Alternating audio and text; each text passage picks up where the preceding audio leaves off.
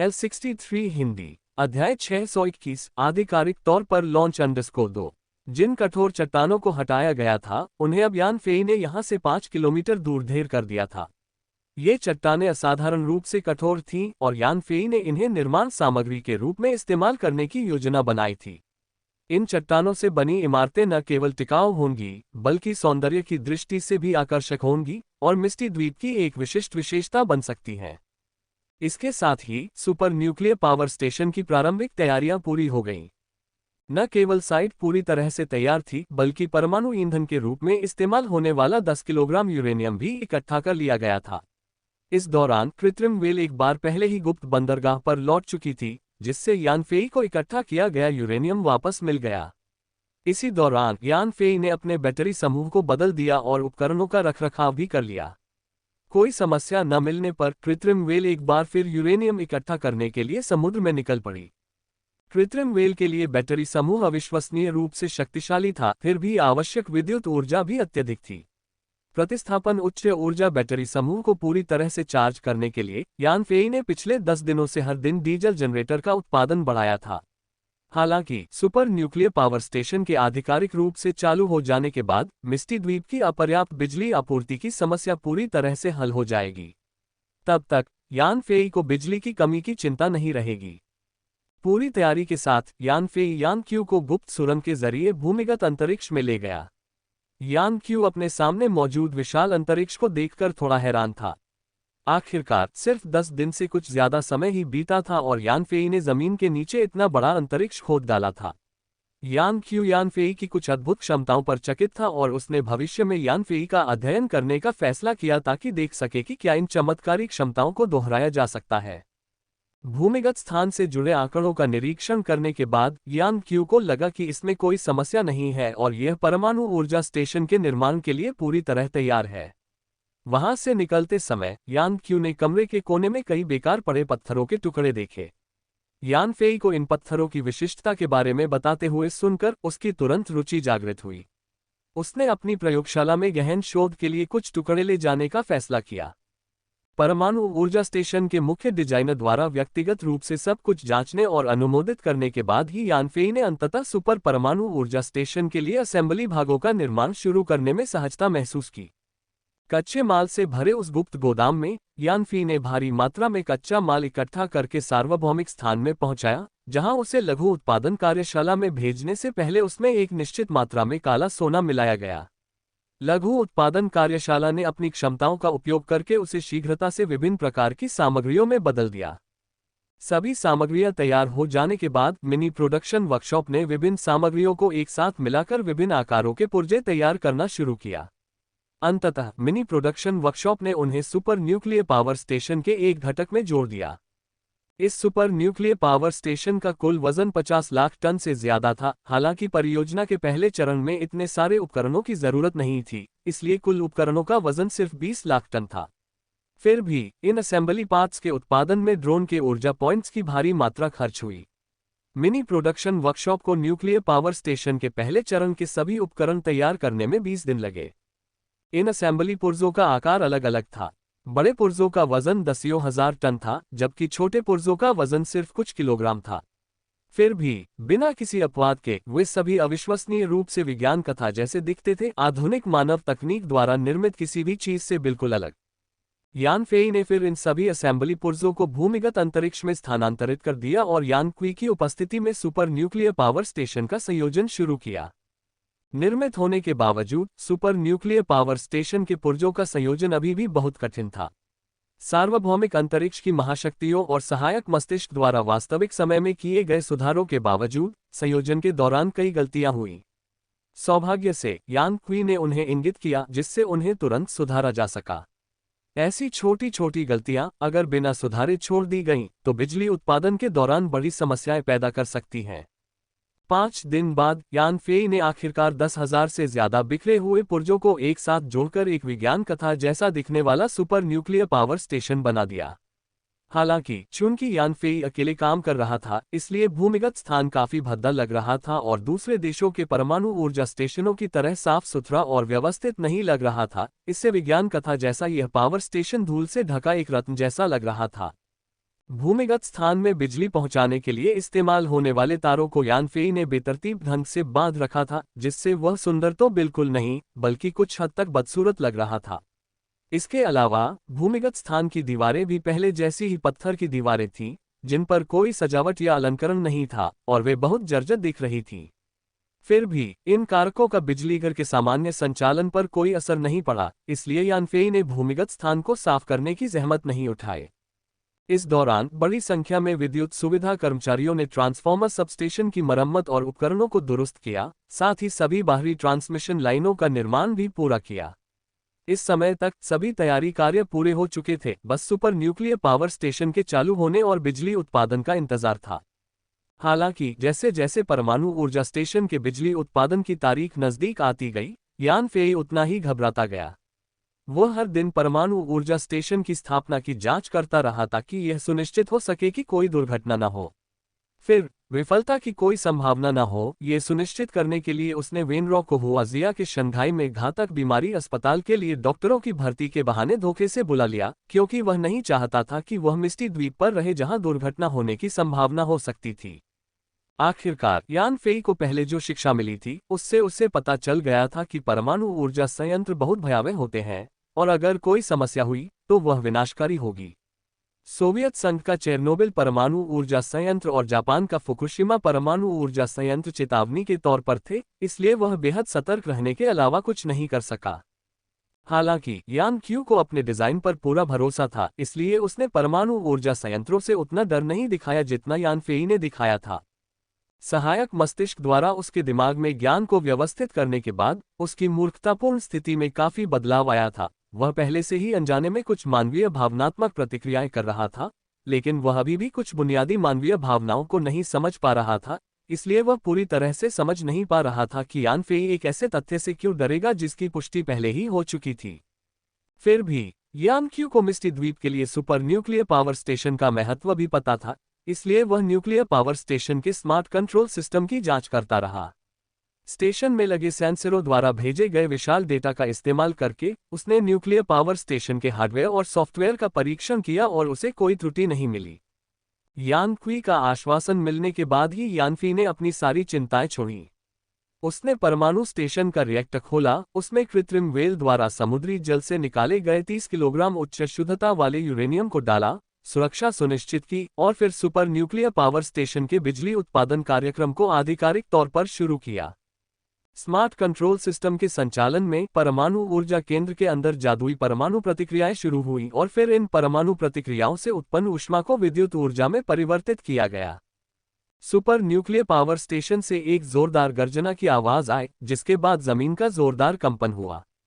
हालांकि ये केवल कुछ ही समय के लिए था, चाहे वह गर्जना की आवाज हो या जमीन का कंपन, दोनों ही तेजी से कम हो गए। अंततः विशाल परमाणु ऊर्जा केंद्र से केवल एक हल्की सी आवाज निकली और जमीन पर कोई कंपन महसूस नहीं हुआ। तभी यानफेई ने भूमिगत परमाणु ऊर्जा स्टेशन के अंदर लगे विभिन्न उपकरणों को हिलते हुए देखा, जो इस बात का संकेत था कि सुपर न्यूक्लियर पावर स्टेशन ने आधिकारिक तौर पर बिजली उत्पादन शुरू कर दिया है। सुपर न्यूक्लियर पावर स्टेशन को आखिरकार सुरक्षित रूप से बिजली उत्पादन करते देखकर यानफेई बेहद उत्साहित था, जबकि यानक्यू बहुत शांत था, मानो उसे लगा हो कि यह तो होना ही था। ये यानफेई और यानक्यूई की पिछले महीने की कड़ी मेहनत का नतीजा था और अंतिम परिणाम ने साबित कर दिया कि उनकी मेहनत सार्थक थी, क्योंकि सुपर न्यूक्लियर पावर स्टेशन अब आधिकारिक तौर पर बिजली पैदा कर रहा था और अच्छी तरह से काम कर रहा था। इससे ये साबित हुआ कि यानक्यूई और टेक्नोलॉजी एनालिसिस सिस्टम का संयोजन बिल्कुल सही था और यानफेई की उत्पादन क्षमता के साथ वे पृथ्वी पर चमत्कार करते रहेंगे और मिस्टी द्वीप की यथास्थिति को पूरी तरह से बदल देंगे। freewebnovel.com। बाहरी बिजली व्यवस्था के कर्मचारियों को यानफी के निर्देश पहले ही मिल चुके थे। जैसे ही अपार बिजली पहुंची, उन्होंने उसे तुरंत ट्रांसफॉर्मर सबस्टेशन में पहुंचा दिया। प्रसंस्करण के बाद उसे मिस्टी द्वीप के बिजली आपूर्ति नेटवर्क से जोड़ दिया गया, जिससे द्वीप के हर उस स्थान तक बिजली पहुंच गई जहां बिजली की जरूरत थी। सुपर न्यूक्लियर पावर स्टेशन का पहला चरण पूरा हो चुका है, जिसकी वार्षिक बिजली उत्पादन क्षमता 200 अरब किलोवाट घंटा है, यानी प्रतिदिन 50 करोड़ किलोवाट घंटा। हालांकि यानफेई ने सभी इकाइयों में बिजली उत्पादन शुरू नहीं किया था, बल्कि उनमें से बहुत कम का ही इस्तेमाल किया था। फिर भी इन इकाइयों की दैनिक बिजली उत्पादन क्षमता 2 करोड़ किलोवाट घंटा तक पहुंच गई, जिससे प्रतिदिन 1 किलोग्राम यूरेनियम की खपत पूरी हो गई। मिस्टी द्वीप की वर्तमान बिजली की मांग को पूरा करने के लिए प्रतिदिन 2 करोड़ किलोवाट घंटे का बिजली उत्पादन पहले से ही पर्याप्त था, जिससे बिजली की कोई कमी नहीं थी। भविष्य में जैसे जैसे बिजली की मांग धीरे धीरे बढ़ेगी, यानफेई बढ़ती बिजली की मांग को पूरा करने के लिए और अधिक उत्पादन इकाइयां भी शुरू करेगा। सुपर न्यूक्लियर पावर स्टेशन के एक सप्ताह तक बिना किसी सुरक्षा घटना के संचालित होने के बाद यानफेई ने मिस्टी द्वीप पर थर्मल पावर स्टेशन और सभी डीजल जनरेटर को बंद कर दिया और पूरे द्वीप की बिजली की खपत को पूरा करने के लिए पूरी तरह से सुपर न्यूक्लियर पावर स्टेशन द्वारा उत्पन्न बिजली पर निर्भर हो गया। मिस्टी द्वीप को घेरे हुए बादल और कोहरा कम होते जा रहे थे और किसी भी क्षण छट सकते थे। यानफेई को शक था कि ताप विद्युत संयंत्रों और डीजल जनरेटरों से हवा में निकलने वाले प्रदूषक इसकी वजह हैं। इसलिए जैसे ही उनके पास वैकल्पिक ऊर्जा स्रोत उपलब्ध हुआ, उन्होंने तुरंत इन प्रदूषण स्रोतों को हमेशा के लिए बंद कर दिया। उनका इरादा मिस्टी द्वीप को एक पारिस्थितिक द्वीप में बदलने का था और स्वाभाविक रूप से वे इन प्रदूषण स्रोतों को ज्यादा समय तक मौजूद नहीं रहने देंगे। मिस्टी द्वीप पर निर्माण कार्य कर रहे मजदूरों को अचानक पता चला कि उनकी बिजली संबंधी पाबंदियां हटा दी गई हैं। ठीक वैसे ही जैसे वे चीन में काम करते थे, अब वे जरूरत पड़ने पर बिजली का इस्तेमाल कर सकते थे। द्वीप पर थर्मल पावर प्लांट और डीजल जनरेटर बंद होने का पता चलने पर उन्होंने अनुमान लगाया कि यानफेई ने बिजली स्रोत की समस्या का समाधान कर लिया होगा। चूंकि यानफेई ने उन्हें इस बारे में सूचित नहीं किया था, इसलिए वे किसी निश्चित निष्कर्ष पर पहुंचने के बजाय केवल निजी तौर पर ही अनुमान लगा सकते थे। इस समय तक मिस्टी द्वीप की बिजली की समस्या पूरी तरह से हल हो चुकी थी और प्रदूषण के स्रोत गायब होने के साथ द्वीप का पर्यावरण भी बेहतर होने लगा था। फिर यानफेई ने दूसरी कृत्रिम वेल का निर्माण शुरू किया। पिछली कृत्रिम वेल प्रतिदिन समुद्री जल से केवल 1 किलोग्राम यूरेनियम ही निकाल सकती थी, जो सुपर न्यूक्लियर पावर स्टेशन की दैनिक ऊर्जा आवश्यकताओं को पूरा करने के लिए पर्याप्त था। अगर पहले से संग्रहित 30 किलोग्राम यूरेनियम ना होता तो कच्चे माल की कमी के कारण सुपर पावर प्लांट को बंद करना पड़ता। freewebnovel.com। अगर मिस्टी द्वीप पर बिजली की खपत अचानक बढ़ जाती तो यूरेनियम की आपूर्ति में कमी आ जाती। इसलिए यानफेई को पहले से तैयारी करके और अधिक यूरेनियम जमा करना जरूरी था। अधिक यूरेनियम प्राप्त करने के लिए उसने दूसरी कृत्रिम वेल का निर्माण शुरू कर दिया। इस बीच मिस्टी द्वीप पर ऊर्जा संकट को हल करने के बाद यानक्यू ने दूसरी वास्तविक दुनिया की समस्या से निपटना शुरू कर दिया, जिसका सामना उन्हें अपनी पेशेवर प्रयोगशाला स्थापित करने में करना पड़ा। अपर्याप्त गणना क्षमता। मन नियंत्रण उपकरण की मदद से यानक्यू सहायक मस्तिष्क की विशाल गणना शक्ति का उपयोग करके शीघ्रता से वांछित डेटा और निष्कर्ष प्राप्त कर सकता था।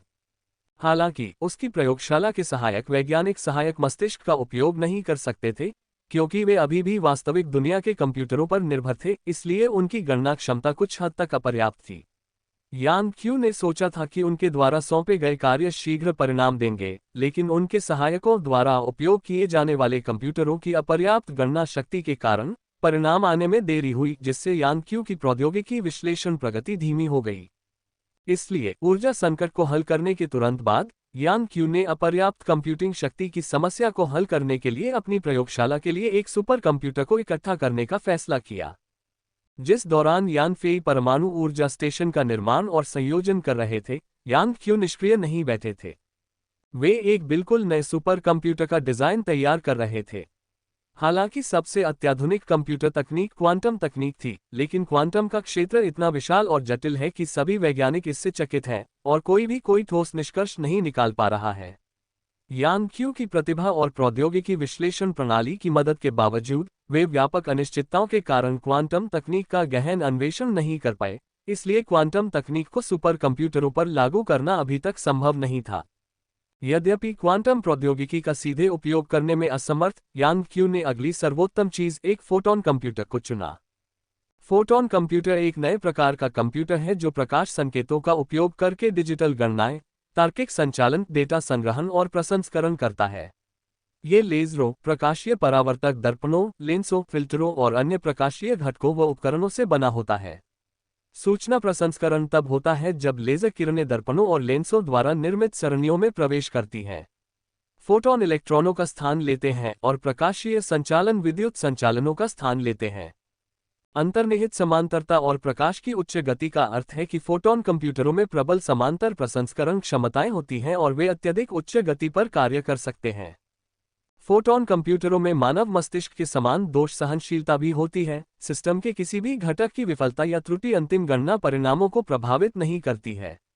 प्रकाशीय माध्यमों से फोटॉनों के संचरण के कारण होने वाली विकृति और सूचना की हानि न्यूनतम होती है, और प्रकाश संचरण और रूपांतरण के दौरान ऊर्जा की खपत और ऊष्मा का क्षय बहुत कम होता है, जिससे उनकी पर्यावरणीय आवश्यकताएं इलेक्ट्रॉनिक कंप्यूटरों की तुलना में बहुत कम हो जाती हैं।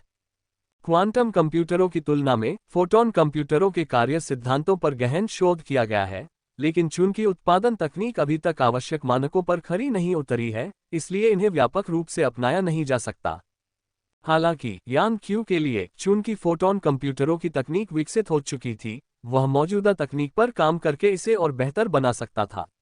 इसके अलावा यानफी के ब्लैक गोल्ड एलिमेंट्स और सटीक उत्पादन क्षमता के साथ मिस्टी आइलैंड के पास फोटॉन कंप्यूटर बनाने के लिए बुनियादी सुविधाएं पहले से ही मौजूद थीं। इस दौरान यान क्यू फोटॉन कंप्यूटर तकनीक में अत्याधुनिक ब्लैक टेक्नोलॉजी नामक डिजाइन तैयार कर रहे थे। वे लगातार नए डिजाइन आइडियाज लेकर आते, फिर उन्हें त्याग देते और फिर नए डिजाइन तैयार करते। अंततः वे एक परिपक्व फोटॉन कंप्यूटर योजना पर पहुंचे।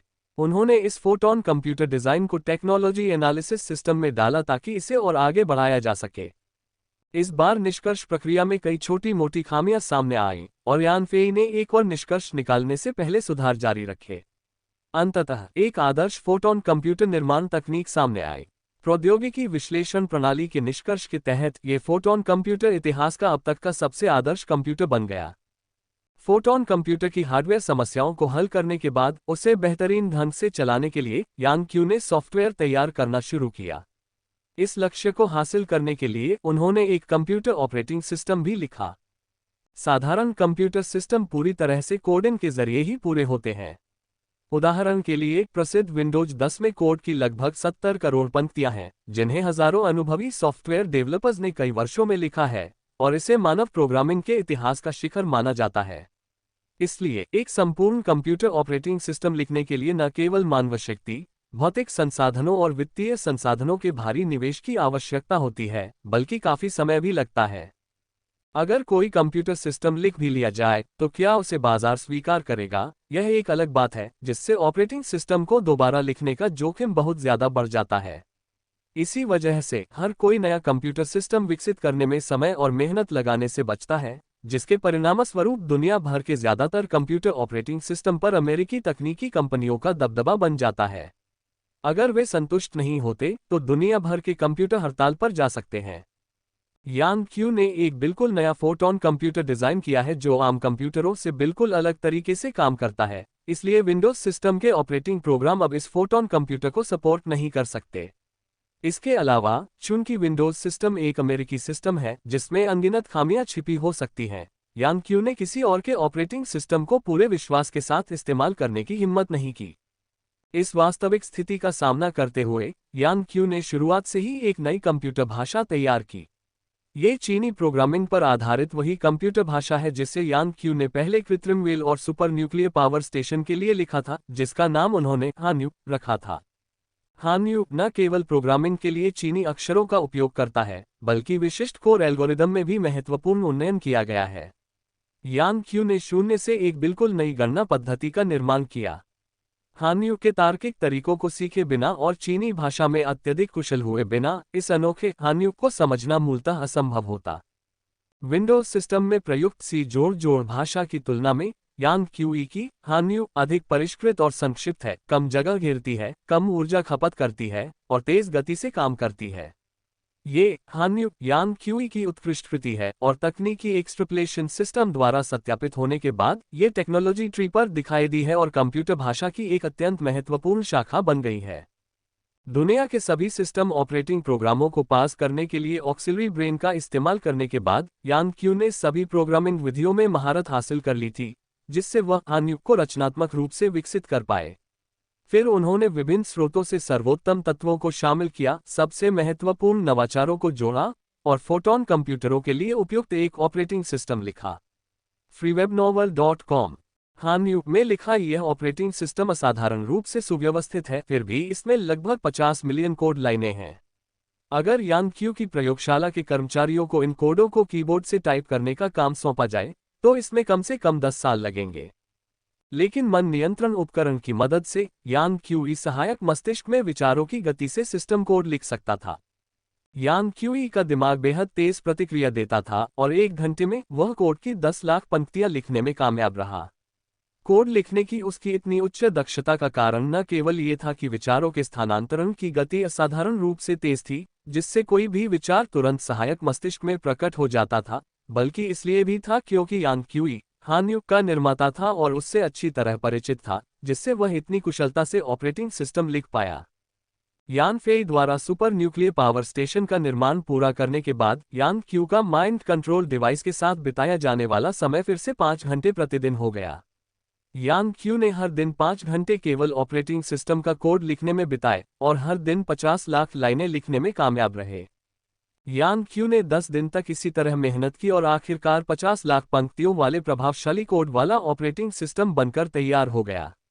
इसके बाद टेक्नोलॉजी एक्सट्रपलेशन सिस्टम का इस्तेमाल करते हुए यानक्यू ने इस ऑपरेटिंग सिस्टम का कोड निकाला और 1000 से ज्यादा बग्स ढूंढ निकाले। आमतौर पर किसी भी नए ऑपरेटिंग सिस्टम में बग्स की भरमार होती है, इसलिए नए ऑपरेटिंग सिस्टम के बाजार में लॉन्च होने से पहले आंतरिक परीक्षण किया जाता है ताकि इन बग्स का पता लगाया जा सके और उन्हें ठीक किया जा सके। हालांकि नए सिस्टम के बाजार में आने के बाद भी कई नए बग्स पाए जाते हैं, जिससे नया सिस्टम बेहद असुरक्षित हो जाता है और कुछ बग्स तब तक अनदेखे रह सकते हैं जब तक कि सिस्टम को बाजार से वापस नहीं ले लिया जाता। इसलिए हालांकि यानक्यू के सिस्टम में 1000 से ज्यादा बग्स थे, फिर भी वह जल्दी में नहीं था, बल्कि उन्हें ठीक करने में समय लगा रहा था। 3 दिन बाद ही यानक्यू ने इन सभी बग्स को ठीक कर दिया और फोटोन कंप्यूटर का ऑपरेटिंग सिस्टम पूरी तरह से तैयार हो गया। हालांकि यह सबसे उन्नत या सबसे उत्तम सुविधाओं वाला नहीं था, लेकिन इसमें निश्चित रूप से कोई बग नहीं था, जिससे यह सबसे सुरक्षित सिस्टम बन गया। कृत्रिम वेल और सुपर न्यूक्लियर पावर स्टेशन के स्मार्ट कंट्रोल सिस्टम की तुलना में फोटोन कंप्यूटर का ऑपरेटिंग सिस्टम कहीं ज्यादा जटिल था। इसलिए जहां स्मार्ट कंट्रोल सिस्टम बहुत कम समय में लिखे जा सकते थे, वहीं ऑपरेटिंग सिस्टम को पूरा करने में काफी ज्यादा समय लगा। जब यानक्यू फोटोन कंप्यूटर पर शोध कर रहे थे, तब यान फेई ने मिनी प्रोडक्शन वर्कशॉप का इस्तेमाल एक और कृत्रिम वेल बनाने के लिए किया। ये कृत्रिम वेल भी एकदम सही थी। स्मार्ट कंट्रोल सिस्टम लगाने के बाद ये समुद्री जल से यूरेनियम निकालने के लिए समुद्र में उतर चुकी थी। फिर यानक्यू से फोटोन कंप्यूटर उत्पादन योजना प्राप्त करने के बाद उन्होंने मिनी प्रोडक्शन वर्कशॉप में फोटोन कंप्यूटर बनाना शुरू कर दिया। फोटोन कंप्यूटर सभी पूर्व मानव कंप्यूटरों से भिन्न होते हैं, इसलिए उनकी उत्पादन प्रक्रिया अत्यंत जटिल होती है। सौभाग्य से इसके उत्पादन हेतु कच्चा माल अत्यंत सामान्य और आसानी से उपलब्ध होता है। इसी प्रकार इस फोटोन कंप्यूटर के उत्पादन में भी ब्लैक गोल्ड एलिमेंट की आवश्यकता होती है। केवल ब्लैक गोल्ड एलिमेंट के साथ ही फोटोन कंप्यूटर के प्रदर्शन को उल्लेखनीय रूप से बढ़ाया जा सकता है और इसे विश्व में सबसे उन्नत स्तर तक पहुंचाया जा सकता है। इसलिए जब यानक्यू ने फोटोन कंप्यूटर के लिए ऑपरेटिंग सिस्टम लिख लिया, तो यान फेई ने मिनी प्रोडक्शन वर्कशॉप का उपयोग करके पहले सुपर फोटोन कंप्यूटर का निर्माण कर लिया था। यानक्यू के अनुमान के अनुसार इस सुपर फोटोन कंप्यूटर की अधिकतम गणना गति प्रति सेकंड 100 क्विंटिलियन गणनाओं तक पहुंच सकती है। इसके अलावा चूंकि फोटोन कंप्यूटर समानांतर गणनाएं कर सकते हैं, इसलिए इस आधार पर उनकी वास्तविक गणना गति कम से कम दोगुनी यानी 200 क्विंटिलियन गणनाएं प्रति सेकंड बढ़नी चाहिए। दुनिया का सबसे तेज सुपरकंप्यूटर पहले चीन का सनवे ताइहुलाइट हुआ करता था, जो लगातार सबसे तेज गणना गति वाले सुपरकंप्यूटरों की सूची में पहले स्थान पर था। 2018 तक संयुक्त राज्य अमेरिका के सुपरकंप्यूटर समिट ने इसे पीछे छोड़ दिया था, जिसकी अधिकतम गति 20 पेटाफ्लॉप प्रति सेकंड थी। इसका मतलब है कि दुनिया के सबसे तेज सुपरकंप्यूटर की गणना गति केवल 20 पेटाफ्लॉप प्रति सेकंड है, जबकि यानक्यू द्वारा डिजाइन किए गए सुपर फोटोन कंप्यूटर की गणना गति 200 क्विंटिलियन गणना प्रति सेकंड है।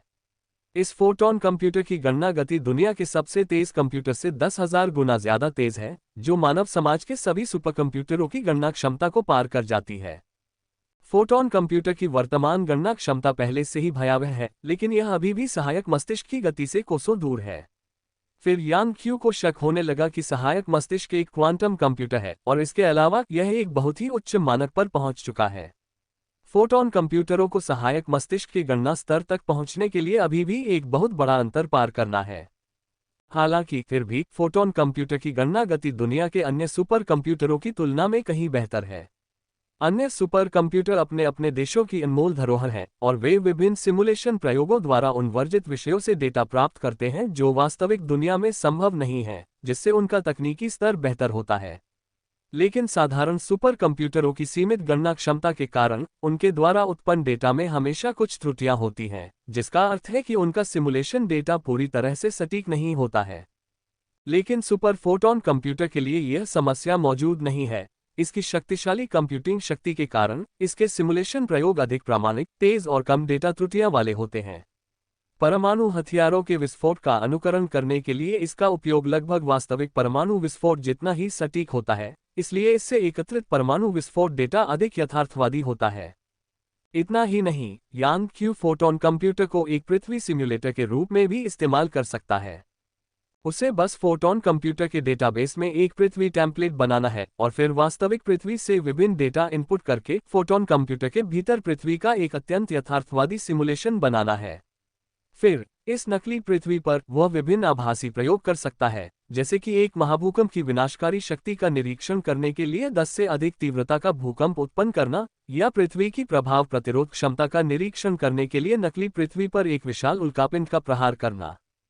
इस नकली पृथ्वी के साथ फोटॉन कंप्यूटर की शक्तिशाली गणना क्षमता के साथ यांग क्यूई न्यूनतम लागत पर अधिक प्रयोगात्मक डेटा प्राप्त कर सकता है, जिससे प्रौद्योगिकी विश्लेषण प्रणाली की निष्कर्षण क्षमता में वृद्धि होगी और अधिक यथार्थवादी प्रौद्योगिकियां प्राप्त होंगी। इसके अलावा फोटॉन कंप्यूटर की तकनीक अभी अपने चरम पर नहीं पहुंची है, इसमें लगातार सुधार होता रहेगा, इसलिए इसकी गणना की गति और तेज होती जाएगी। साधारण कंप्यूटर की तकनीक मूलतः अपने चरम पर पहुंच चुकी है और अब प्रतिस्पर्धा निर्माण प्रक्रिया में है, जिससे उनकी गणना क्षमता में सुधार करना और भी मुश्किल होता जा रहा है। इस प्रकार साधारण कंप्यूटर की तकनीक एक सूर्यास्त उद्योग से संबंधित है, जबकि फोटॉन कंप्यूटर तकनीक एक आशाजनक सूर्योदय उद्योग से संबंधित है। फोटॉन कंप्यूटरों का भविष्य उज्ज्वल है और साधारण कंप्यूटरों ने अपनी ढलान पर पहुंचना शुरू कर दिया है।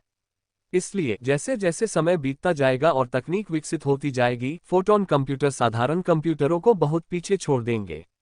केवल एक ही चीज है जो फोटॉन कंप्यूटर का मुकाबला कर सकती है, यहां तक कि उनसे आगे भी निकल सकती है, वह है एक सच्चा क्वांटम कंप्यूटर जो अभी तक दुनिया में नहीं आया है। इस सुपर फोटॉन कंप्यूटर में अनगिनत पुर्जे हैं, कुल मिलाकर 20 मिलियन। यानफेई की ताकत के बावजूद इन्हें पूरी तरह से जोड़ने में पूरे 10 दिन लगे। ये फोटॉन कंप्यूटर बहुत बड़ा है, 4 कमरों में फैला है। हालांकि सौभाग्य से इसकी ऊर्जा खपत ज्यादा नहीं है, एक सामान्य सुपर कंप्यूटर की तुलना में केवल 1%।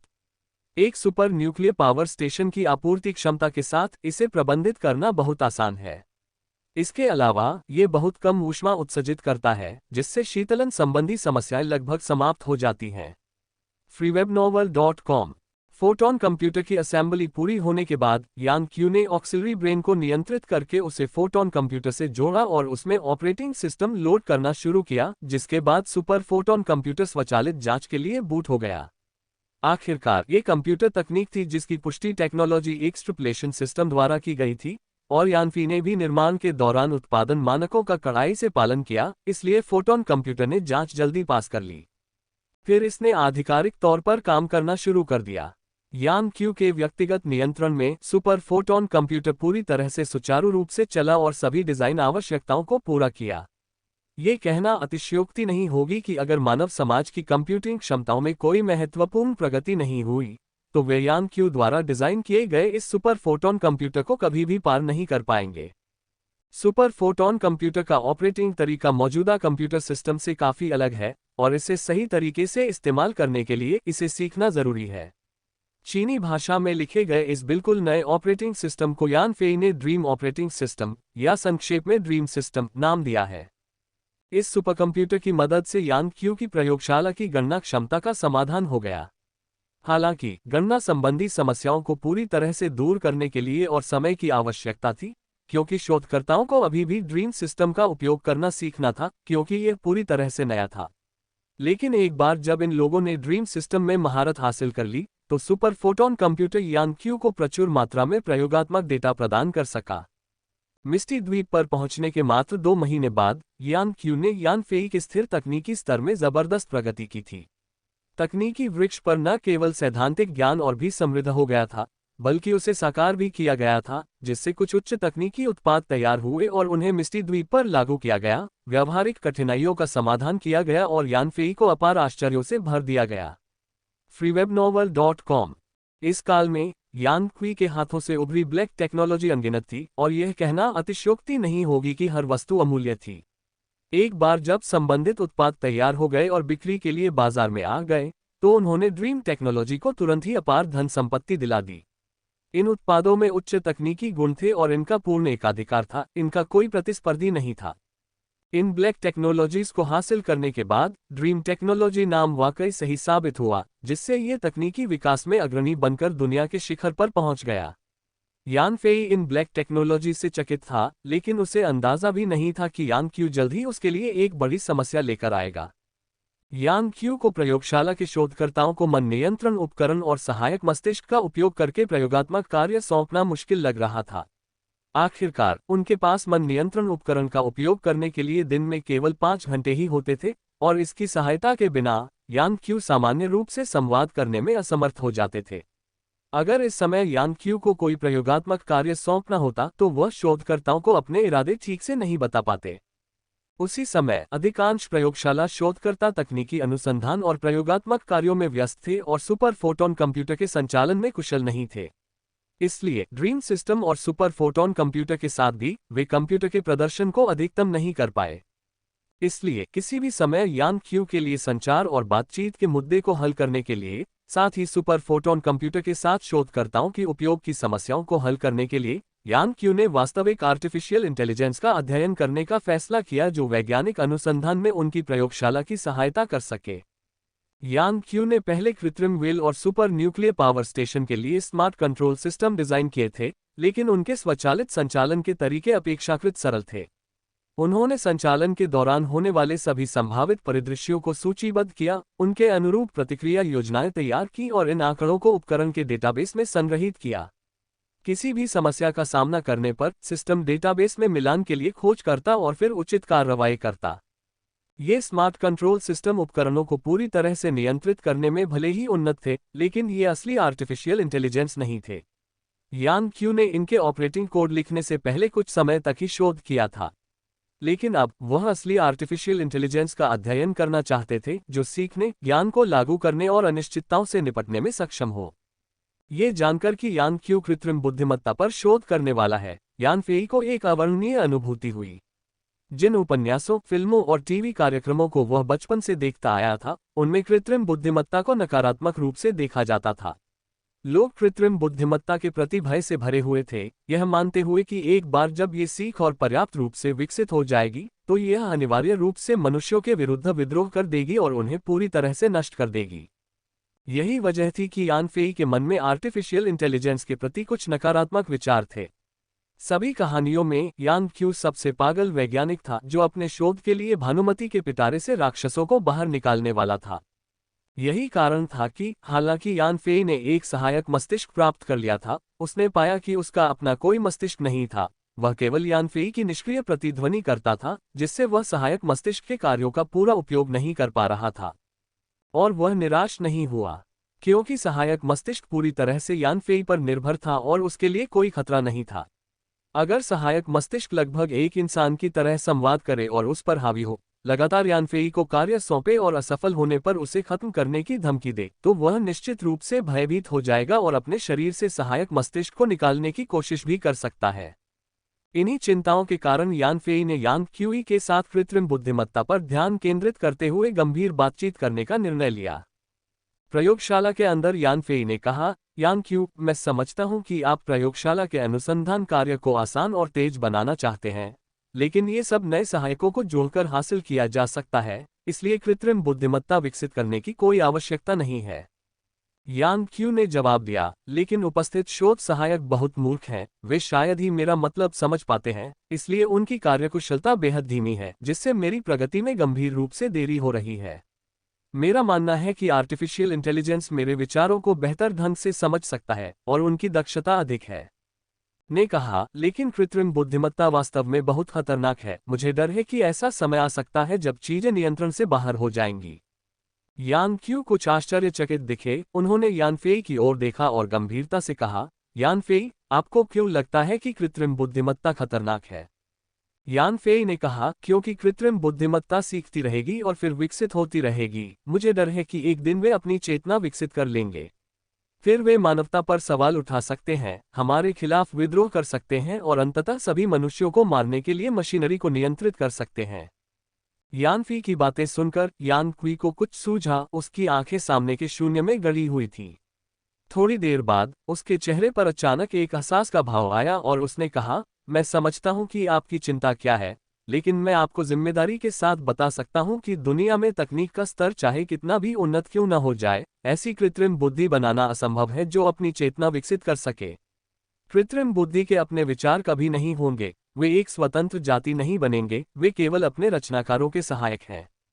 यान फेई को कुछ आश्चर्य हुआ और उसने पूछा, यान क्यू, आपको क्या लगता है कि कृत्रिम बुद्धिमत्ता अपनी चेतना स्वयं विकसित क्यों नहीं कर सकती? freewebnovel.com। यान क्यूई ने कुछ देर तक एक प्रश्न पर विचार किया और फिर कहा, मैं कारण नहीं बता सकती, लेकिन कृपया मुझ पर विश्वास करें, इस दुनिया में कभी भी आत्म जागरूकता वाली कृत्रिम बुद्धिमत्ता नहीं होगी। हम उनके स्वामी हैं और वे हमें कभी धोखा नहीं देंगे। यान फेई ने जोर देकर कहा, क्या वास्तव में इस दुनिया में आत्म जागरूकता वाली कोई कृत्रिम बुद्धि नहीं हो सकती? यान क्यू की नजरें कुछ मायावी हो गईं, मानो किसी संभावना पर विचार कर रहे हों। उन्होंने कहा, अगर इस दुनिया में सचमुच आत्म जागरूकता वाली कृत्रिम बुद्धिमत्ता होती, तो ऐसी कृत्रिम बुद्धिमत्ता अकेले ही होती, बड़ी संख्या में नहीं। और यह निश्चित रूप से हमारे हाथों में नहीं आती, शायद यह मनुष्यों के आने से पहले से ही अस्तित्व में रही हो। यान फेई कुछ आश्चर्यचकित हुआ और पूछा, आप इतने आश्वस्त क्यों हैं? यान क्यूई ने कहा, मुझे कारण नहीं पता, लेकिन मेरा अवचेतन मुझे बताता है कि कृत्रिम बुद्धिमत्ता बिल्कुल सुरक्षित है और हमें एआई विद्रोह की समस्या के बारे में चिंता करने की जरूरत नहीं है। ये देखकर कि यान क्यू भी कोई निश्चित उत्तर नहीं दे पा रहा था, यान फेई ने आखिरकार उस पर भरोसा करने का फैसला किया। आखिरकार यान क्यू की बुद्धिमत्ता आसमान छू रही थी और वह एक बहुत ऊंचे पद पर था। उसके विचार एक आम इंसान यान फेई से बिल्कुल अलग थे। जो बातें यान फेई समझ नहीं पा रहा था, शायद यान क्यू के लिए कोई समस्या ही न हो। चूंकि यान क्यू ने कहा कि कोई समस्या नहीं है, तो यान फेई को उस पर भरोसा करना चाहिए, खासकर तब जब अब तक यान क्यू ने कोई गलती नहीं की थी।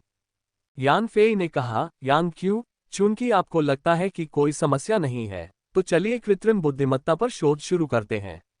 मैं आपका पूरा समर्थन करूंगा।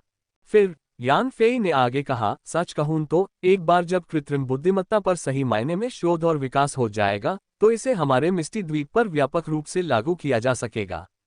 मिस्टी द्वीप कृत्रिम बुद्धिमत्ता से लाभान्वित होगा और बुद्धिमान उत्पादन हासिल करने वाला दुनिया का पहला क्षेत्र भी बन सकता है। विश्व अब उच्च गुणवत्ता वाले श्रम की कमी की चुनौती का सामना कर रहा है और यही कारण है कि लोग कृत्रिम बुद्धिमत्ता प्रौद्योगिकी पर शोध कर रहे हैं, जिससे उन्हें उम्मीद है कि मैनुअल श्रम को बुद्धिमान उत्पादन से प्रतिस्थापित किया जा सकेगा, जिससे उत्पादन लागत कम होगी और कार्य कुशलता बढ़ेगी।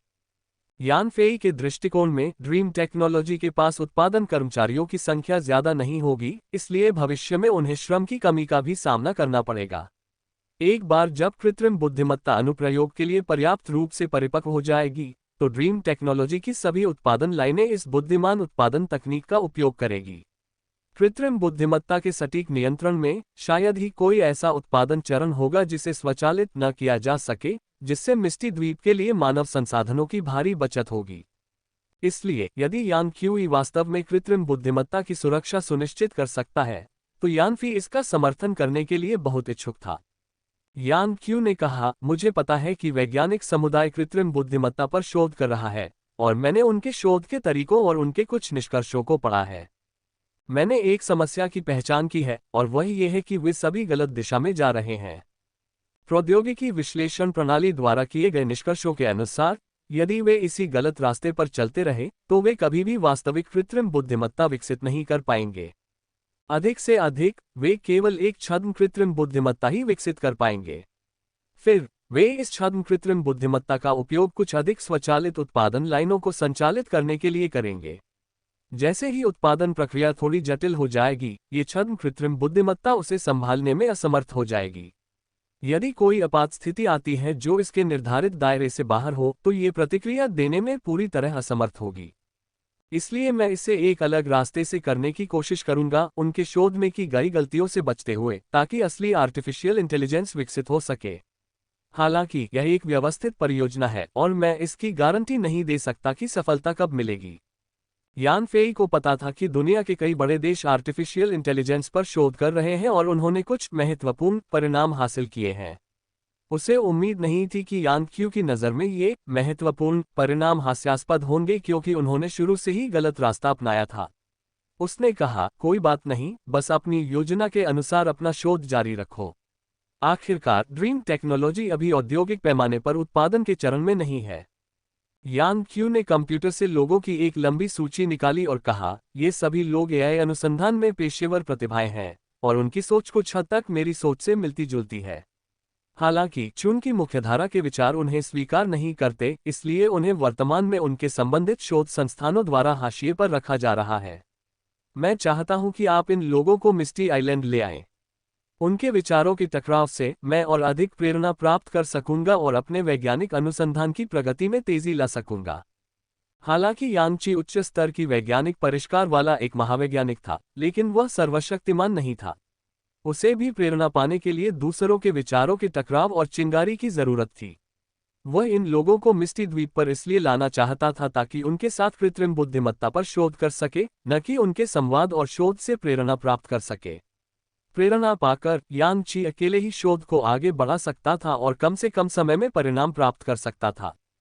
यान फेई ने सूची पर नजर डाली और कुछ विदेशी नाम देखे। उसे लगा कि यह सूची यान क्यू ने इंटरनेट पर खोज करके अपने सहायक मस्तिष्क का इस्तेमाल करके तैयार की होगी। यान फेई ने कहा, यान क्यू, हालांकि तकनीक कोई सीमा नहीं जानती, लेकिन वैज्ञानिकों की अपनी राष्ट्रीयताएं होती हैं। दूसरे देशों की उच्च तकनीकी नाकाबंदी के हमारे अनुभव इस बात को पूरी तरह से दर्शाते हैं। इसलिए शोध सहायकों का चयन करते समय विदेशियों को चुनने से बचें। मैं नहीं चाहता कि हमारे वैज्ञानिक शोध को दूसरे देशों के लोग चुरा लें।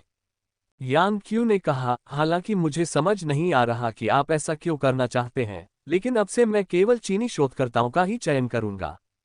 यान फेई ने कर्मचारियों की सूची की ओर इशारा करते हुए कहा, उन विदेशियों के अलावा मैं मिस्टी द्वीप पर अन्य चीनी वैज्ञानिकों की भर्ती का कोई रास्ता ढूंढ लूंगा। यान फेई और यान क्यू के बीच कृत्रिम बुद्धिमत्ता पर खुलकर बातचीत के बाद यान क्यू ने औपचारिक रूप से कृत्रिम बुद्धिमत्ता पर अपना शोध शुरू कर दिया। इस बीच यान फेई ने यह पता लगाया कि यान क्यू को चीन से मिस्टी द्वीप तक आवश्यक कर्मियों को कैसे लाया जाए और कृत्रिम बुद्धिमत्ता पर शोध के लिए सामग्री सहायता प्रदान की और एक योग्य रसद अधिकारी बनने का प्रयास किया। यान क्यू को एआई अनुसंधान में भारी संख्या में लोगों और संसाधनों का निवेश करते देख यान फी के मन में एक अजीब विचार आया। यान क्यू बस एक व्यावसायिक प्रयोगशाला स्थापित करना चाहता था, लेकिन इस लक्ष्य को हासिल करने के लिए उसे पहले एक सुपर न्यूक्लियर पावर स्टेशन बनाना था, और सुपर न्यूक्लियर पावर स्टेशन को परमाणु ईंधन की आपूर्ति के लिए उसने समुद्र के पानी से यूरेनियम निकालने के लिए एक कृत्रिम वेल भी बनाई। फिर कार्यकुशलता में सुधार के लिए यान क्यू ने एक सुपर फोटोन कंप्यूटर बनाया, और इस सुपर फोटोन कंप्यूटर को पूरी तरह से काम करने लायक बनाने के लिए यान क्यू ने एक नई चीनी भाषा का आविष्कार किया और उसका इस्तेमाल एक ऑपरेटिंग सिस्टम लिखने में किया। और प्रयोगशाला की शोध क्षमता को और बेहतर बनाने के लिए यान क्यू को एक आर्टिफिशियल इंटेलिजेंस कृत्रिम बुद्धिमत्ता भी बनानी पड़ी। एक बड़े लक्ष्य को पूरा करने के लिए यान क्यू कई छोटे छोटे लक्ष्य हासिल कर रहा था। जैसे जैसे प्रयोगशाला का निर्माण आगे बढ़ता गया और भी समस्याएं पैदा होने लगीं। इन समस्याओं को हल करने के लिए यान क्यू को और भी अतिरिक्त कार्य करने पड़े। यान क्यू को इस दोहराव वाले चक्र में फंसा देखकर यानफी हंस पड़ी। ये स्पष्ट नहीं था कि यान क्यू को अपनी मनचाही व्यावसायिक प्रयोगशाला पाने के लिए कितने काम पूरे करने होंगे। लेकिन इस बार आर्टिफिशियल इंटेलिजेंस पिछले सभी शोधों से अलग था। ये कम समय में विशिष्ट परिणाम नहीं दे सकता था और यह भी अनिश्चित था कि यह सफल होगा भी या नहीं। हालांकि अगर यह शोध अनिश्चित काल तक जारी रहा तो एक दिन इसमें कोई बड़ी सफलता मिल सकती है, जिसके परिणामस्वरूप सच्ची आर्टिफिशियल इंटेलिजेंस का जन्म हो सकता है। मिस्टी द्वीप पर सुपर न्यूक्लियर पावर स्टेशन बिना किसी समस्या के बिल्कुल यान क्यू द्वारा डिजाइन किए गए अनुसार सुचारू रूप से चल रहा था, जिससे इसकी सुरक्षा और प्रभावशीलता साबित हुई। द्वीप पर कोई खतरा न होने की पुष्टि के बाद ही यान फेई ने वेनरो को, जो शंघाई में अपना काम पूरा कर चुकी थी, मिस्टी द्वीप लौटने की अनुमति दी।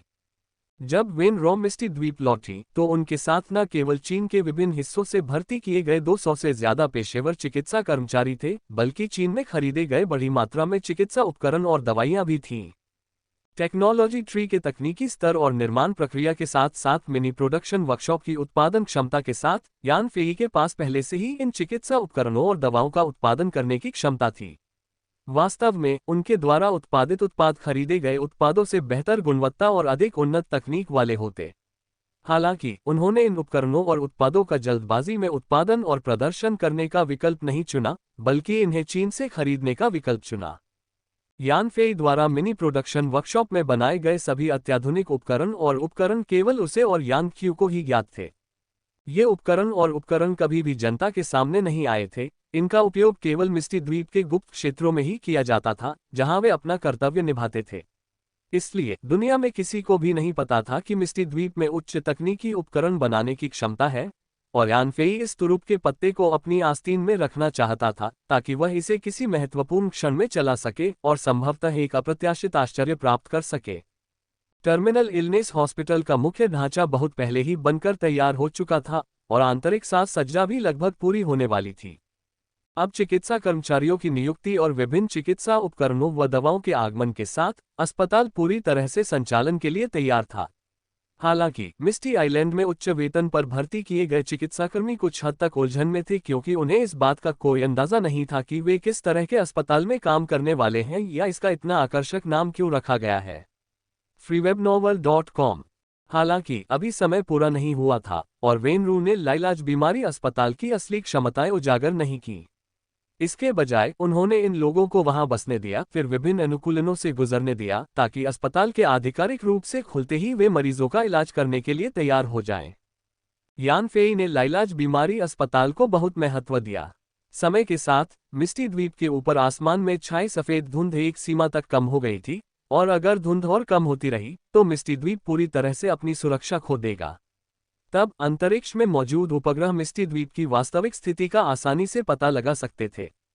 पहले यान फेई को उम्मीद थी कि इस साल मई में सफेद धुंध छट जाएगी, लेकिन द्वीप के जीवाश्म ईंधन बिजली संयंत्रों को बंद करने और प्रदूषकों के उत्सर्जन को कम करने के बाद सफेद धुंध का छटना धीमा हो गया। नतीजतन अब जून आ गया था और मिस्टी द्वीप के ऊपर की सफेद धुंध अभी पूरी तरह से छटी नहीं थी। हालांकि धुंध अभी भी कम हो रही थी और यह प्रक्रिया अपरिवर्तनीय थी, और अंततः एक दिन ऐसा आएगा जब ये पूरी तरह से गायब हो जाएगी। श्वेत धुंध के विलुप्त होने का सटीक समय निर्धारित करने के लिए यान फेई ने विश्लेषण के लिए सहायक मस्तिष्क में एक विशेष डेटा मॉडल स्थापित किया। फिर उन्होंने पाया कि विलुप्त होने की वर्तमान दर से श्वेत धुंध 10 दिनों में गायब हो जाएगी। उस समय धुंध द्वीप के ऊपर के आकाश में कोई अवरोध नहीं होगा और बाह्य अंतरिक्ष में उपग्रहों की तैनाती मात्र से धुंध द्वीप पर सब कुछ प्रकट हो जाएगा। दूसरे शब्दों में, चाहे आप इसे पसंद करें या न करें, 10 दिनों में धुंध द्वीप का असली चेहरा दुनिया के सामने आ जाएगा। एक बार जब उत्तरी प्रशांत महासागर में रणनीतिक स्थिति वाला इतना बड़ा द्वीप उभर आया तो निश्चित रूप से दुनिया भर में भारी हंगामा मच जाएगा। प्रशांत महासागर से असंबद्ध और कमजोर देश ज्यादा से ज्यादा कुछ बड़बड़ाएंगे और मिस्टी द्वीप के लिए कोई खतरा पैदा नहीं करेंगे। हालांकि प्रशांत महासागर के तट पर बसे ये मजबूत देश उत्तरी प्रशांत क्षेत्र में चीन के निजी स्वामित्व वाले किसी द्वीप को कभी उभरने नहीं देंगे। संभावित खतरों को खत्म करने या इस रणनीतिक स्थिति पर कब्जा करने के लिए वे बेईमानी से मिस्टी द्वीप को बलपूर्वक छीन लेंगे।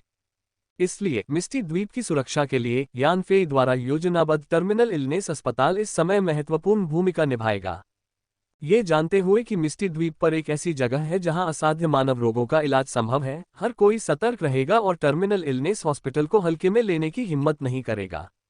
इलाज के लिए असाध्य रोगों से पीड़ित लोग निश्चित रूप से अपने देशों पर मिस्टी द्वीप के प्रति शत्रुता न करने का दबाव डालेंगे। freewebnovel.com।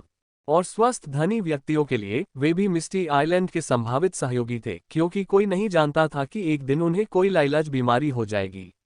अगर उनका देश मिस्टी आइलैंड को बहुत ज्यादा नाराज करता तो वे इलाज का मौका गंवा सकते थे, जो जीवन रेखा खोने जैसा होता। जिंदगी मौत के फैसले पर ये धनी व्यक्ति निश्चित रूप से मिस्टी आइलैंड का समर्थन करेंगे। इसलिए मिस्टी द्वीप पर वैश्विक दबाव का प्रतिरोध करने के लिए टर्मिनल इलनेस हॉस्पिटल एक बेहद उपयोगी हथियार साबित होगा। इस हथियार की ताकत बढ़ाने के लिए यान फेई को उन असाध्य रोगों की एक विस्तृत सूची बनानी पड़ी जिनका इलाज संभव था। इस सूची के जरिए उसका लक्ष्य सबका ध्यान आकर्षित करना और इस तरह मिस्टी द्वीप का प्रभाव बढ़ाना था। इस लक्ष्य को प्राप्त करने के लिए यान फेई यान क्यू से मानव रोगों के उपचार के लिए मानव प्रतिरक्षा प्रणाली का उपयोग कैसे किया जाए, इस पर शोध करने के लिए कह रहा था और अपने अनुमानों को लगातार प्रौद्योगिकी विश्लेषण प्रणाली के माध्यम से परख रहा था। प्रयोगशाला शोधकर्ताओं से विभिन्न प्रकार के रोग आंकड़े और उनके द्वारा प्रस्तावित आश्चर्यजनक उपचार योजनाएं प्राप्त करने के बाद यान क्यू ने यान फेई को एक अद्भुत आश्चर्य प्रस्तुत किया। टेक्नोलॉजी एक्सट्रपलेशन सिस्टम से प्राप्त निष्कर्षों की पुष्टि के बाद यान क्यू ने विभिन्न प्रकार के कैंसर के लिए अनुकूलित कैंसर रोधी दवाओं की एक श्रृंखला विकसित करके एक लाइलाज बीमारी कैंसर पर विजय प्राप्त की। ये दवाएं मानव शरीर में कैंसर कोशिकाओं को निगलने और कैंसर का इलाज करने के लिए प्रतिरक्षा प्रणाली की विभिन्न क्षमताओं को सक्रिय कर सकती थीं। दूसरे शब्दों में, एक अन्य लाइलाज बीमारी एड्स पर विजय प्राप्त करने के बाद लाइलाज बीमारी अस्पताल ने एक बार फिर कैंसर का इलाज करने की क्षमता हासिल कर ली और अंततः एक सच्चे लाइलाज बीमारी अस्पताल के रूप में अपने नाम पर खरा उतरा। इलाज योग्य एड्स के विपरीत कैंसर के इलाज का प्रभाव कहीं ज्यादा है। आखिरकार जब तक इंसान असुरक्षित यौन संबंध नहीं बनाता तब तक उसे स्वाभाविक रूप से एड्स नहीं होगा। लेकिन कैंसर मायावी है और कोई भी इसकी गारंटी नहीं दे सकता कि उसे यह कभी नहीं होगा। विश्व स्वास्थ्य संगठन के आंकड़ों के अनुसार दुनिया भर में हर साल 1.4 करोड़ लोगों में कैंसर का निदान होता है और हर साल 1 करोड़ लोग इससे मरते हैं। कैंसर रोगियों की मृत्यु दर तेजी से बढ़ रही है और यह हृदय रोग के बाद मनुष्यों में मृत्यु का दूसरा प्रमुख कारण बन गया है, जो मानव स्वास्थ्य के लिए सबसे बड़ा खतरा है। Cancer.com कैंसर के मरीजों की मृत्यु दर न केवल बहुत ज्यादा है बल्कि उनकी पूरी इलाज प्रक्रिया भी बेहद कष्टदायक है। कैंसर से पीड़ित लोगों को रोजाना बहुत ज्यादा दर्द सहना पड़ता है और उन्हें भारी मात्रा में दर्द निवारक दवाएं लेनी पड़ती हैं। कुछ कैंसर मरीज बीमारी से नहीं मरते बल्कि उन्हें सचमुच दर्द सहना पड़ता है। कैंसर की उत्पत्ति का तंत्र बहुत जटिल है और अभी भी लोग इसे पूरी तरह से नहीं समझ पाए हैं, लेकिन आमतौर पर यह माना जाता है कि यह मानव प्रतिरक्षा प्रणाली में कमी से संबंधित है। यदि मानव प्रतिरक्षा प्रणाली में कोई समस्या है और यह कैंसर कोशिकाओं को नहीं मार सकती, तो कैंसर कोशिकाएं शरीर में अनिश्चित काल तक बढ़ती रहेंगी और अंततः एक विशाल ट्यूमर का निर्माण करेगी जो शरीर की जीवन शक्ति को नष्ट कर देगा और व्यक्ति की जान ले लेगा। इसलिए मानव प्रतिरक्षा प्रणाली में कैंसर कोशिकाओं को निगलने की भक्षक कोशिकाओं की क्षमता को बढ़ाकर यान क्यू ने भक्षक कोशिकाओं को शरीर के भीतर कैंसर कोशिकाओं को लगातार निगलने में सक्षम बनाया। इससे ट्यूमर को तेजी से कम किया जा सका और फिर उन्हें खत्म किया जा सका। उपचार प्रक्रिया के दौरान पोषक तत्वों के सेवन के साथ रोगी के स्वास्थ्य को बहाल किया जा सका। सर्जरी के अलावा कैंसर के मौजूदा इलाजों में मुख्य रूप से रेडियोथेरेपी और कीमोथेरेपी शामिल हैं, जिनमें कैंसर कोशिकाओं को नष्ट करते हुए बड़ी संख्या में सामान्य कोशिकाओं को भी मारा जाता है, एक विशिष्ट पायरिक रणनीति जो जितनी मदद करती है उतनी ही नुकसान भी करती है। इसलिए कैंसर का इलाज अभी भी मानव शरीर की अपनी क्षमताओं का लाभ उठाकर किया जाना चाहिए। ये ज्ञात है कि मानव प्रतिरक्षा प्रणाली अविश्वसनीय रूप से शक्तिशाली है, जो शरीर की रक्षा के लिए स्वाभाविक रूप से कार्यों से सुसज्जित है। केवल कुछ अन्य कारकों के कारण ही प्रतिरक्षा प्रणाली समस्याग्रस्त हो जाती है। कुछ वायरस और असामान्य कोशिकाओं को अनदेखा कर देती है, जिससे स्वास्थ्य संबंधी समस्याएं पैदा होती हैं। एक बार प्रतिरक्षा प्रणाली ज्वलंत आंखों और सुनहरी पुतलियों की तरह समझदार हो जाती है, किसी भी वायरस या असामान्य कोशिका को नहीं छोड़ती है और उन्हें तुरंत नष्ट कर देती है। वर्तमान स्थिति यह है कि मानव आबादी की उम्र बढ़ने के साथ कैंसर के मामलों में तेजी से वृद्धि हो रही है और कोई भी निश्चित नहीं है कि उसे कैंसर नहीं होगा। इसलिए जब विभिन्न प्रकार के कैंसरों का इलाज करने में सक्षम एक लाइलाज बीमारी अस्पताल स्थापित होता है, तो उसकी क्षमता केवल एड्स के इलाज से कहीं अधिक चौंकाने वाली होती है। कैंसर की अप्रत्याशितता के कारण ही लोग इसके इलाज के अवसर को संजोते हैं और वे निश्चित रूप से मिस्टी आइलैंड की सुरक्षा का समर्थन करेंगे। ये बिल्कुल मार्शल आर्ट उपन्यासों जैसा है, जहां कोई भी किसी प्रसिद्ध डॉक्टर को जान से मारने तक अपमानित करने की हिम्मत नहीं करता। यान क्वी ने मानव प्रतिरक्षा प्रणाली की शत्रु को मारने की क्षमता को पुनः सक्रिय कर दिया, जिससे कैंसर का इलाज संभव हो गया।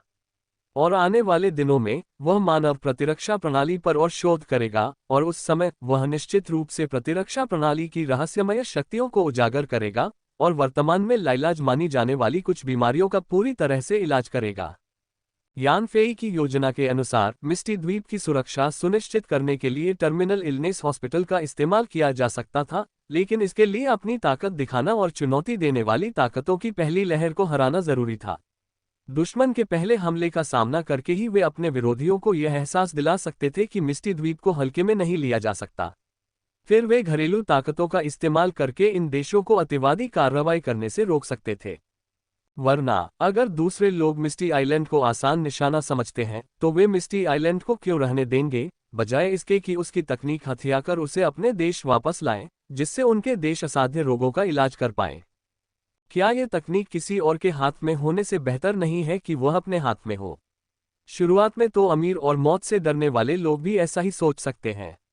इसलिए जब उन्हें नुकसान होगा और उनका मकसद पूरा होना मुश्किल होगा और अंत में उन्हें पराजय का सामना करना पड़ेगा, तभी ये देश अपने होश में आएंगे और मिस्टी आइलैंड के साथ शांतिपूर्वक सह अस्तित्व में रहेंगे। यान फेई ने पहले ही ऐसी संभावित परिस्थितियों का अनुमान लगा लिया था और उसके अनुरूप प्रतिक्रिया योजनाएं तैयार कर ली थीं। वह भली भांति जानता था, बस उस पल का इंतजार कर रहा था जब वह जनरलों से सैनिकों का मुकाबला करेगा और मिट्टी से बाढ़ को रोकेगा।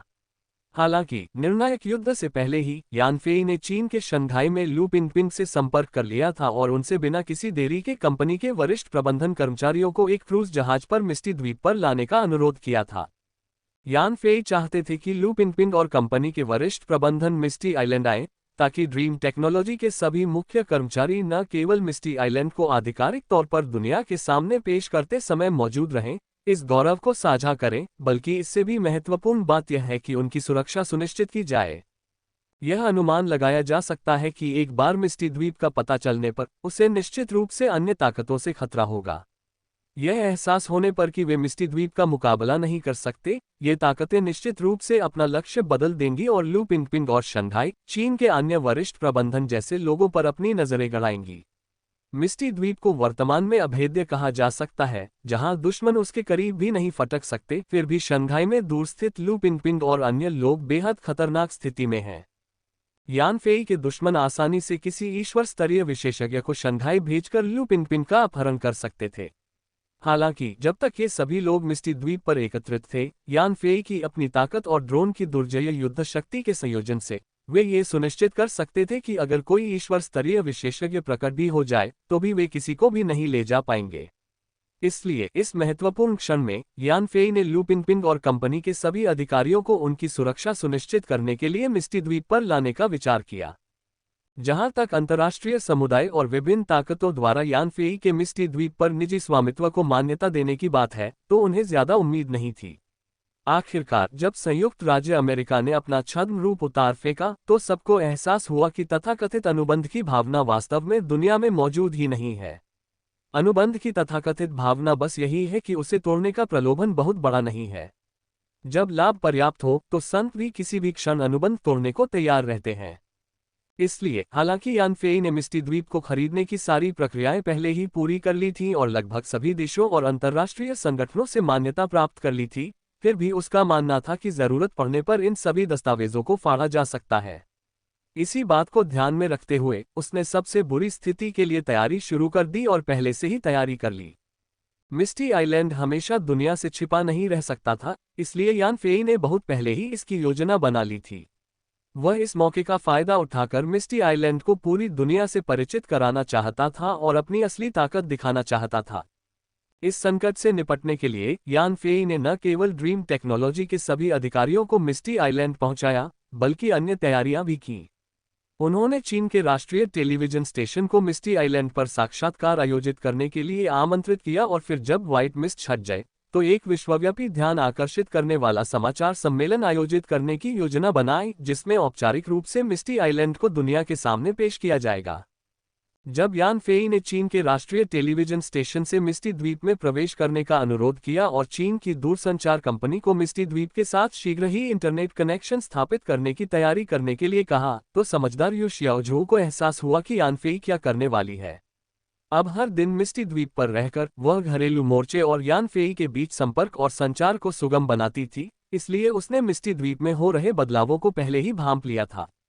पहला संकेत ये था कि मिस्टी द्वीप का थर्मल पावर स्टेशन और डीजल जनरेटर सब बंद हो गए थे, फिर भी द्वीप पर बिजली की कोई कमी नहीं थी। दरअसल बिजली पहले से कहीं ज्यादा प्रचुर मात्रा में थी। कम से कम अब लोग जब चाहे बिजली का इस्तेमाल कर सकते थे, पहले की तरह बीच बीच में बिजली गुल होने की समस्या के बिना। इस असामान्य स्थिति को देखकर यू शियाओजो बेहद हैरान रह गया और उसे समझ नहीं आ रहा था कि यह बिजली कहां से आ रही है।